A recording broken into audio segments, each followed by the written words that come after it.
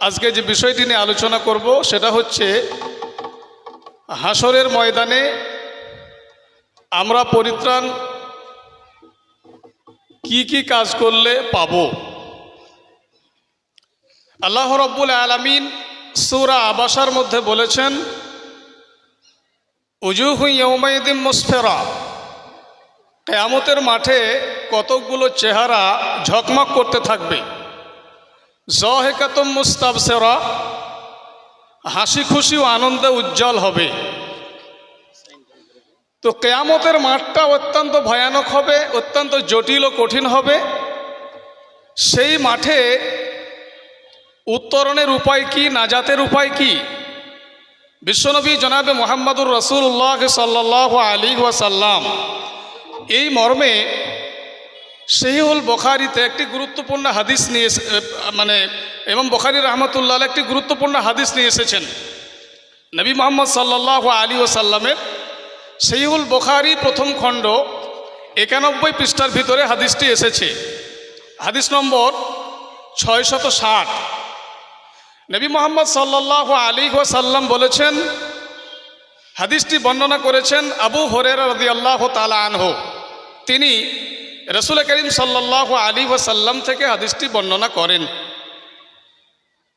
নবী সাল্লাল্লাহু আলাইহি ওয়াসাল্লাম বলেছেন, সাবআতুন ইউদিল্লুহুমুল্লাহু ফি যিল্লি ইয়াওমা লা যিল্লা ইল্লা যিল্লুহু।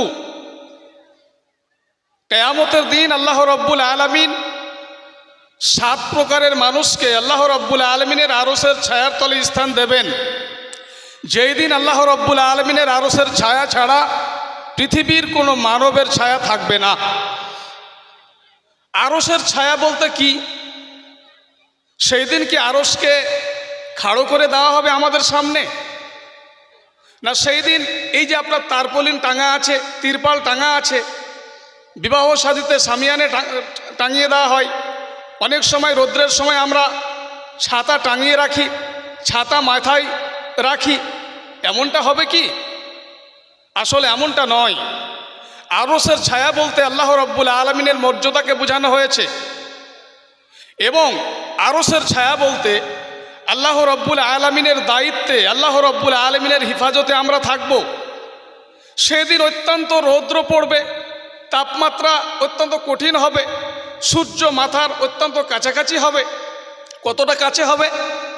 আমরা যে আপনার জমি মাপি, রাস্তা মাপি, যে মাইল, 1 মাইল দূরে থাকবে সূর্য, অথবা মাইলটাকে যদি এইরকম নেন যে সূর্য আপনার সুরমাদানি, যে সুরমাদানিটা রয়েছে, এবং সুরমা দেওয়ার জন্য যে কাঠি ব্যবহার করি, সেই কাঠিটা হতে পারে, এতটা সূর্য কাছে হবে আমার আপনার, যে সেই দিনটা আমার আপনার জন্য অত্যন্ত কঠিন ও জটিল হবে। তবে রাসূল আকরাম সাল্লাল্লাহু আলাইহি ওয়াসাল্লাম বলেছেন, 7টা শ্রেণীর মানুষ, 7 প্রকারের মানুষকে আল্লাহ রাব্বুল আলামিন সেই দিন তার ছায়ার তলে স্থান দেবেন। আল্লাহ রাব্বুল আলামিন তার হিফাজতে রাখবেন, তার আয়ত্তে রাখবেন। তার মধ্যে প্রথম প্রকার হচ্ছে আল ইমামুল আদল, ন্যায় বিচারক। ন্যায় বিচারক বলতে কারা? যে সেটা হতে পারে মাদ্রাসার সেক্রেটারি সাহেব, মাদ্রাসা কমিটি, সেটা মাদ্রাসার হেড মাওলানা হতে পারে, সেটা গ্রামে গঞ্জে যে সমস্ত মোড়ল মাতব্বরেরা বিচার করে বেড়াচ্ছে এরা হতে পারে, হতে পারে আপনার প্রধান, হতে পারে মেম্বার, জেলা পরিষদের মেম্বার, রাজ্য সরকার, কেন্দ্র সরকার। এক কথায় যারাই আমরা বিচার করি, যদি বিচার কোরআন এবং হাদিসের অনুকূলে হয়, কোরআন এবং হাদিস মোতাবেক হয়, তাহলে আল্লাহ রাব্বুল আলামিন নেই বিচারককে আল্লাহ রাব্বুল আলামিনের আরশের ছায়ার তলে স্থান দেবেন। আল্লাহ রাব্বুল আলামিন সেই দিন তাকে নাজাত দেবেন। দ্বিতীয় নম্বর হচ্ছে শাবুন নাসা ফি ইবাদাতি রাব্বি। যদি কোনো যুবক তার যৌবনকালটাকে আল্লাহ রাব্বুল আলামিনের উপাসনায়, আল্লাহ পাকের আরাধনায় কাটাতে পারে, তাহলে আল্লাহ রাব্বুল আলামিন, আল্লাহ পাক রাব্বুল আলামিনের হিফাজতে রাখবেন কিয়ামতের দিন। তৃতীয় নম্বরে বলা হয়েছে, ওয়ারাজুলুন কলবুহু মুআল্লাকুন ফিল মাসাজিদ। ওই মানুষটাকে আল্লাহ রাব্বুল আলামিন আরশের ছায়ার তলে স্থান দেবেন, যার অন্তরটা মসজিদে লটকানো থাকে, ঝুলানো থাকে। মাগরিবের নামাজ পড়েছেন, এশারের নামাজ যখনই সময় হবে আপনি পড়বেন, অন্তরটা মসজিদে টাঙা আছে, মসজিদে ঝুলা আছে। যদি এইরকম কোনো মানুষ থাকে, মুসলমান থাকে, সে ছেলে হোক মেয়ে হোক, আল্লাহ রাব্বুল আলামিন সেই দিন তাকে আশ্রয় দেবেন, সেই দিন তাকে আশ্রয় নেবেন। ওয়ারাজুলুন কালবুহু মুআল্লাকুন ফিল মাসাজিদ ওয়ারাজুলান তাহাব্বা ফিল্লাহ ইজতামা আলাইহি ওয়া তাফাররাকা আলাইহি। যদি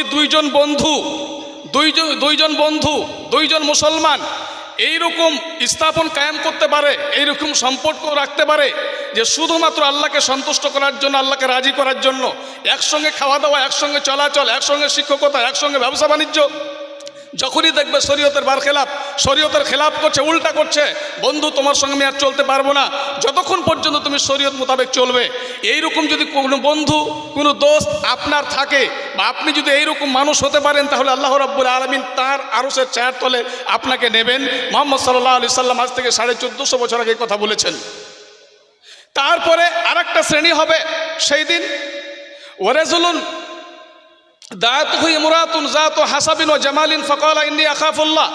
এইরকম কোনো যুবক যদি সমাজে থাকে, যেই যুবকটাকে কোনো সম্ভ্রান্ত বংশীয় রমণী, কোনো বড় লোকের মেয়ে, হাই স্কুলের হেডমাস্টারের মেয়ে, কলেজের প্রিন্সিপালের মেয়ে, কোনো বড় চাষির মেয়ে, কোনো বড় ডাক্তারের মেয়ে যদি আহ্বান করে, একটা রূপসী মেয়ে, সুশ্রী মেয়ে, যে ভাই চলো কোনো নির্জনে যাই, মনের বাসনা দুইজনে পূরণ করে নি।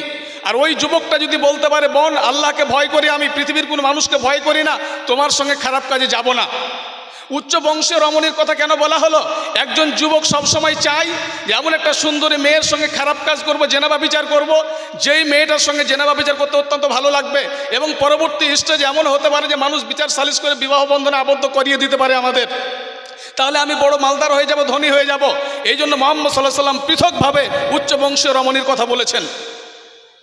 তারপরে কি নবী মুহাম্মদ সাল্লাল্লাহু আলাইহি ওয়াসাল্লাম বলেছেন, ওয়ারাজুলুন যাকারাল্লাহ খালিয়ান ফাফাজাত আইনাহু। যদি এইরকম কোনো যুবক সমাজে থাকে, এইরকম কোনো যুবতী সমাজে থাকে, যে নির্জনে আল্লাহ রাব্বুল আলামিনকে ডাকে, রাত্রে উঠে 2 রাকাত সালাত আদায় করে 2 হাত তুলে আল্লাহর কাছে ফরিয়াদ করে আর বলে, মাবুদ জীবনে অনেক ভুল করে ফেলেছি, তুমি আমাকে মাফ করো, তুমি আমাকে ক্ষমা করো। এইরকম যদি কেউ আল্লাহকে ভয় করে, এইভাবে আল্লাহকে ভয় করে, ইমাম শাফি রাহমাতুল্লাহ আলাইহি বলেছেন, নির্জনে আল্লাহকে ভয় করে এটা মুশকিল, এটা কঠিন, এটা জটিল, এটা কেউ করতে পারে না সহজে। অত্যন্ত আল্লাহ ভীতু মানুষ হতে হয়, তখনই সে পারে। যদি এইরকম কোনো যুবক যুবতী পারে, বিশ্বনবী মুহাম্মদ সাল্লাল্লাহু আলাইহি ওয়াসাল্লাম বলেছেন যে আল্লাহ রাব্বুল আলামিনের দায়িত্বে, আল্লাহ রাব্বুল আলামিনের হিফাজতে থাকবে। এইরকম কোনো যুবক যদি সমাজে থাকে, এলাকাতে থাকে, এই রাজ্যে থাকে, এই দেশে থাকে। নবী সাল্লাল্লাহু আলাইহি ওয়াসাল্লাম তারপরে বলেছেন, ওয়ারাজুলুন তাসাদদাকা বিসাদাকাতিন ফাআখফা হাত্তা লা তা'লামা শিমালুহু মা তুনফিকু ইয়ামিনু। মুহাম্মদ সাল্লাল্লাহু আলাইহি ওয়াসাল্লাম বলেছেন যে যদি কোনো মানুষ এইভাবে সাদকা করে, ডান হাতে দান করলো আর বাম হাত জানতেই পারছে না কি দান করলো, তার মানে কি রিয়া মুক্ত হয়ে, লৌকিকতা বর্জন করে, লোক দেখানোকে বর্জন করে, গোপনে আল্লাহকে সন্তুষ্ট করার জন্য দান করে। ইমাম শাফি রাহমাতুল্লাহ আলাইহি বলেছেন যে একজন মানুষ যার টাকা কম আছে, এই অবস্থায় টাকা দান করা অত্যন্ত কঠিন। বিদ্বানগণ বলেছেন গোপনে দান করা কঠিন, যদিও পবিত্র কোরআন মাজিদে দান সম্পর্কে মোট আয়াত আছে 68টি আয়াত আছে। তার মধ্যে একটি আয়াত আছে যে একজন মানুষ প্রকাশ্য দান করতে পারে, একজন মানুষ গোপনেও দান করতে পারে। গোপনে দান করাটা অত্যন্ত কঠিন ও জটিল। যে আমি গোপনে দান করব, গ্রামের তো কেউ জানতে পারলো না যে মাদ্রাসায় দান করেছে অমুক, মসজিদে দান করেছে অমুক, ইসলামিক সংগঠনকে দান করেছে অমুক, ইসলামের খাতে দান করেছে অমুক, কোনো গরিব দুঃখীকে অসহায় মানুষকে দান করেছে অমুক, এটা কেউ জানতে পারলো না। এটা অত্যন্ত কঠিন ও জটিল। যদি এইরকম কোনো মানুষ সমাজে থাকে, বিশ্বনবী মুহাম্মদ সাল্লাল্লাহু আলাইহি ওয়াসাল্লাম 1450 বছর আগে বলেছেন যে আল্লাহ রাব্বুল আলামিন তাকে তার দায়িত্বে নেবেন, যেই দিন আল্লাহ রাব্বুল আলামিনের হিফাজত ছাড়া পৃথিবীর কোনো মানুষের হিফাজত থাকবে না। কেমন করে? দুনিয়াতে একটা মানুষ অন্যায়ভাবে মার্ডার করেছে, দুনিয়াতে অন্যায়ভাবে একটা মানুষকে বেইজ্জত করছে, অসম্মান করছে, অনেক অরাজকতা, অনেক ত্রাস সৃষ্টি করছে, অনেক ঝামেলা করছে। এত সত্ত্বেও একটা শ্রেণী আছে, একটা মানুষ আছে, সেই মানুষটার পক্ষে হয়ে কথা বলে মানুষটাকে বাঁচিয়ে নিচ্ছে। কিন্তু কিয়ামতের মাঠ এত জটিল, এত কঠিন হবে, সেই দিন আমার আপনার বাঁচার পথ থাকবে না। এই জন্য আল্লাহ রাব্বুল আলামিন বলেছেন পবিত্র কোরআনে যে সেই দিন কতকগুলো চেহারা ঝকমক করতে থাকবে এবং আনন্দে এবং হাসি খুশি অবস্থায় মুখমণ্ডল উজ্জ্বল দেখা যাবে, আবার কতকগুলো মানুষের অবস্থা একেবারে ধুলিমলিন হবে। চেহারা বিশ্রী হবে, দেখতে ভালো লাগবে না, মানুষ ভয়ানক অবস্থায় সেদিন থাকবে। সম্মানিত শুধু সংক্ষিপ্তভাবে হাদিসটির অনুবাদ এবং ব্যাখ্যা করলাম। পবিত্র কোরআন মাজিদের দুটো আয়াত তেলাওয়াত এবং তার অনুবাদ করেছি। আমরা পরিশেষে আল্লাহ রাব্বুল আলামিনের কাছে ফরিয়াদ করব, আল্লাহ রাব্বুল আলামিনের কাছে প্রার্থনা করব, প্রভু হে এই হাদিসের ওপরে আমাকে সহ এখানে যতগুলো মানুষ আমরা উপস্থিত হয়েছি সকলকে আমল করার তৌফিক তুমি দাও। হে রব্বুল আলামিন, যে সমস্ত মা বোনরা উপস্থিত হয়েছেন তাদের জন্য খাস করে দোয়া করি, পুরুষ ভাইরা উপস্থিত হয়েছেন তাদের জন্য খাস করে দোয়া করি। তারা যে ভুল ত্রুটি করেছেন এই ভুল ত্রুটির জন্য, গুনাহের জন্য যেন আল্লাহ রাব্বুল আলামিনের কাছে কাকুতি মিনতি সহকারে প্রার্থনা করে ক্ষমা চেয়ে নিতে পারে এবং আল্লাহ পাক ক্ষমা করে দেন। এই দোয়া এবং দাবি রেখে আজকের মতো শেষ করছি। আমা আলাইনা ইল্লাল বালাগ। আসসালামু আলাইকুম ওয়া রাহমাতুল্লাহ। ওয়া আলাইকুম আসসালাম।